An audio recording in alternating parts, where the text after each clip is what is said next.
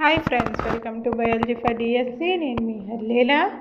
ఈ వీడియోలో మనం ఏపీటెట్ 2024 ఐసీటీ సిలబస్లో భాగంగా బహుళ మాధ్యమ పాఠాలకు సంబంధించి నిర్వహించాల్సిన కృత్యాలను గురించి ఈ వీడియోలో డిస్కస్ చేద్దాం. వీడియోలోకి వెళ్ళే ముందు బయాలజీ ఫర్ డిఎస్సి ఛానల్ని లైక్, షేర్, సబ్స్క్రైబ్ చేయండి. Stay tuned and keep watching. బహుళ మాధ్యమ పాఠాలకు సంబంధించి నిర్వహించాల్సిన కృత్యాలు. తరగతి గదిలో multimedia, computer, projector, interactive white board, audio ఏర్పాట్లు చేయాలి. తర్వాత గదిని మల్టీమీడియా పాఠాలు ప్రజెంట్ చేయడానికి వీలుగా ఏర్పాట్లు చేసుకోవాలి. ఇంటర్నెట్ సరిగా ఉండేలాగా, సరైన స్పీడ్తో ఉండేలాగా చూసుకోవాలి. అంటే ఈ బహుళ మాధ్యమ పాఠాలకు సంబంధించి ముందు తరగతి గదిని కూడా సిద్ధం చేసుకోవాలి. మనం తరగతి గదిలో మల్టీమీడియా కంప్యూటర్ ఉండేలా చూసుకోవాలి, ప్రొజెక్టర్ ఉండేలా చూసుకోవాలి, ఇంటరాక్టివ్ వైట్ బోర్డు ఉండేలా చూసుకోవాలి, ఆడియో ఏర్పాట్లు చేయాలి. తరగతి గదిని మల్టీమీడియా పాఠాలు ప్రజెంట్ చేయడానికి వీలుగా ఏర్పాట్లు చేసుకోవాలి. ఇంటర్నెట్ సరిగా ఉండేలాగా, సరైన స్పీడ్తో ఉండేలాగా చూసుకోవాలి. నెక్స్ట్, ఉపాధ్యాయుడు ప్రజెంట్ చేసే బహుళ మాధ్యమ పాఠానికి ముందుగా ఎంపిక చేసుకోవాలి. ప్రజెంట్ చేసే బహుళ మాధ్యమ పాఠాన్ని ముందుగా ఎంపిక చేసుకోవాలి. విశ్లేషణ జరిపి అవసరమైన స్లైడ్స్ తయారు చేసుకోవాలి. సరైన స్క్రిప్ట్ తయారు చేసుకోవాలి. స్క్రిప్ట్ ప్రకారం బహుళ మాధ్యమ స్లైడ్స్ని రూపొందించుకోవాలి. అవసరమైన క్లిప్ ఆర్ట్స్, చిత్రాలు, వీడియోలు, ఆడియోలు అటాచ్ చేసుకోవాలి. అన్నీ సిద్ధమయ్యాక పాఠం ప్రజెంటేషన్కు సిద్ధం అవ్వాలి. ఉపాధ్యాయుడు ఏం చేయాలి? ముందు బహుళ మాధ్యమ పాఠాన్ని ఎంపిక చేసుకోవాలి. ఎంపిక చేసుకున్న తర్వాత మళ్ళీ ఏం చేయాలి? విశ్లేషణ జరపాలి.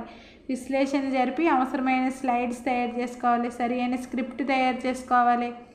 స్క్రిప్ట్ ప్రకారం బహుళ మాధ్యమ స్లైడ్స్ని రూపొందించుకోవాలి. మల్టీమీడియా స్లైడ్స్ని అవసరమైన క్లిప్ ఆర్ట్, చిత్రాలు, వీడియోలు, ఆడియోలు అటాచ్ చేసుకోవాలి. అన్నీ సిద్ధమయ్యాక పాఠం ప్రజెంటేషన్కి సిద్ధం అవ్వాలి. విద్యార్థులు ఏం చేయాలి? విద్యార్థుల్ని మల్టీమీడియా పాఠాలు ఆకట్టుకునే విధంగా తయారు చేయాలి. వారికి ఆ పాఠాలపై అవగాహన కల్పించాలి. పవర్ పాయింట్ ప్రజెంటేషన్ జరిగేటప్పుడు ఎలా నోట్స్ రాసుకోవాలి, ఎలా ప్రతిస్పందించాలి, ఇలాంటి విషయాలపై తర్ఫీదునివ్వాలి. ప్రజెంటేషన్ పిదప జరిపే మదింపు ప్రక్రియలో వారు పాల్గొనేలాగా సిద్ధపరచాలి.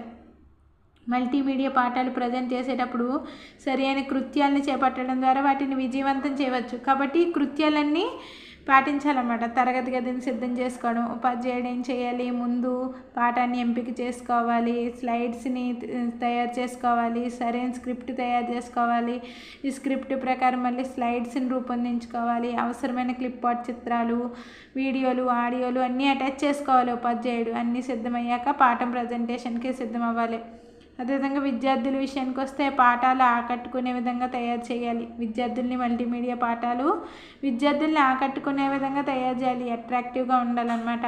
వారికి ఆ పాఠాలపై అవగాహన కల్పించాలి. పవర్ పాయింట్ ప్రజెంటేషన్ జరిగినప్పుడు ఎలా నోట్స్ రాసుకోవాలి, ఎలా ప్రతిస్పందించాలి, ఇలాంటి విషయాలపై తర్ఫీదునివ్వాలి. విద్యార్థులకి ప్రజెంటేషన్ పిదప జరిపే మదింపు ప్రక్రియలో వారు పాల్గొనేలాగా సిద్ధపరచాలి. మళ్ళీ ప్రజెంటేషన్ తర్వాత మదింపు ప్రక్రియ జరుగుతుంది కదా, ఈ మదింపు ప్రక్రియలో పిల్లలు పాల్గొనేలాగా సిద్ధపరచాలి. ఈ మల్టీమీడియా పాఠాలు ప్రజెంట్ చేసేటప్పుడు ఈ కృత్యాల్ని చేపట్టడం ద్వారా ఈ మల్టీమీడియా పాఠాలని సక్సెస్ చేయొచ్చు అన్నమాట. నెక్స్ట్, బహుళ మాధ్యమ పాఠాలు. ఉపాధ్యాయుని పాత్ర. మల్టీమీడియా పాఠానికి సంబంధించి పవర్ పాయింట్ ప్రజెంటేషన్ స్లైడ్స్ని రూపొందించుకోవాలి. ఉపాధ్యాయుడు ఈ స్లైడ్స్లో టెస్ట్ ఆడియో, వీడియో మరియు ఇతర ఎఫెక్ట్స్ని జత చేయాలి. తరగతి గదిలో internet, computer, projector, audio equipment arrange చేయాలి. తరగతి గదిలో ఇంటర్నెట్, కంప్యూటర్ అదేవిధంగా ప్రొజెక్టర్, ఆడియో ఎక్విప్మెంట్ అరేంజ్ చేయాలి. ఉపాధ్యాయునికి విద్యార్థులకి తగిన సీటింగ్ ఏర్పాటు చేయాలి. ఉపాధ్యాయుడు విద్యార్థులు ముఖాలు చూసుకునేలాగా, సంభాషించుకునేలాగా ఏర్పాటు అనేది ఉండాలి. పాఠం ప్రజెంట్ చేస్తున్నప్పుడు విద్యార్థులకి ఏదైనా అనుమానాలు కలిగితే వెంటనే వాటిని నివృత్తి చేయాలి. మధ్యలో విద్యార్థుల అవగాహనను మదింపు చేయాలి. ప్రజెంట్ చేసే విషయాలతో పాటు అదనంగా నూతన విషయాలను అందించాలి. పాఠం పూర్తి అయిన పిదప ఆ పాఠంపై నియోజనాలను విద్యార్థులకు ఇవ్వాలి. చర్చలు జరిపించాలి. రిపోర్టు రాయమనాలి. అంతేకాకుండా విద్యార్థుల అవగాహనను మదింపు చేస్తూ అవసరమైతే తిరిగి బోధనను నిర్వహించాలి. పాఠం ప్రజెంట్ చేస్తున్నప్పుడు విద్యార్థులకి ఏదైనా అనుమానాలు కలిగితే వాటిని వెంటనే డౌట్స్ క్లియర్ చేయాలి.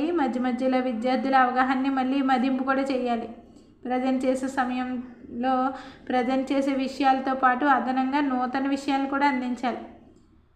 పాఠం పూర్తి అయిన పెద్ద పాఠంపై నియోజనాలను ఇవ్వాలి, అసైన్మెంట్స్ ఇవ్వాలి, విద్యార్థులకి చర్చలు జరిపించాలి, రిపోర్టు రాయమనాలి. అంతేకాకుండా విద్యార్థుల అవగాహనను మదింపు చేస్తూ అవసరమైతే తిరిగి బోధనని నిర్వహించాలి. విద్యార్థుల యొక్క అవగాహనని మళ్ళీ చివరిలో మదింపు చేయాలి, అవసరమైతే మళ్ళీ తిరిగి బోధన చేయాలన్నమాట.